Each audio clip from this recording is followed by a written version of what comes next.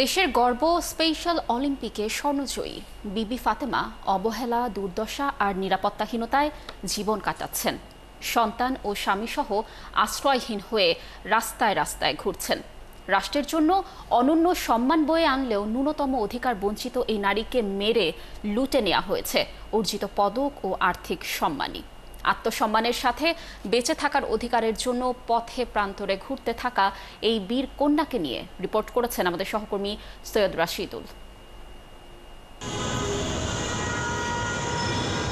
ফুটপাতে বসে আছেন মা, বাচ্চার মুখে খাবারের অভাবে পানি তুলে দিচ্ছেন।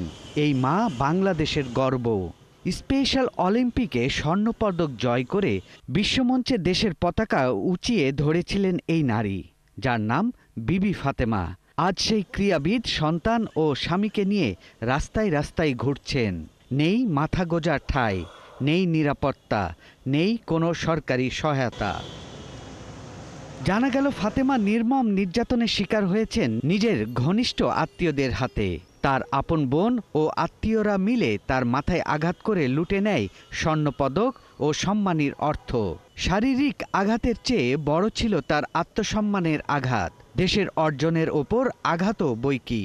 এই অ্যাথলেটিক্স একটা বোবা মেয়ে যে 245টা কান্ট্রিতে বাংলাদেশ, চীনা লাল সবুজের পতাকাটা উড়ে আমেরিকাতে, তাহলে এই অ্যাথলেটিক্সের জন্য কি বাংলাদেশে একটু থাকার কোনো স্থান নাই? যার ফ্যামিলি তাকে বের করে দিতে চায়, রাখতে চায় না, এটা কেমন ধরনের কথা আমি বুঝতেছি না। তার দিন কাটে ফুটপাতে, রাত হলে যেখানে আশ্রয় মেলে সেখানেই নিদ্রা যান।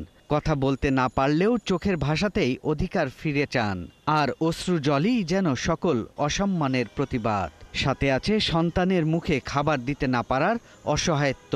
মেয়েটা একজন বাংলাদেশের সুনামগণ্য ব্যক্তি, বাংলাদেশের সম্পদ।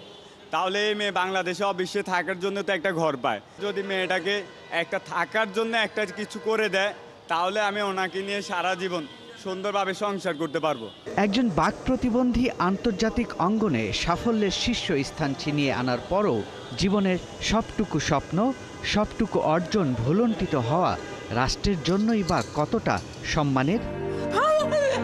ক্রীড়া মন্ত্রণালয়, অলিম্পিক অ্যাসোসিয়েশন, না সমাজ কল্যাণ মন্ত্রণালয়, কে নেবে? কেউ কি নেবে? দেশকে সম্মানের শিখরে তোলা এই মানুষটির ন্যূনতম সম্মান সুরক্ষার দায়িত্ব। সৈয়দ রাশিদুল, ৭১, ঢাকা।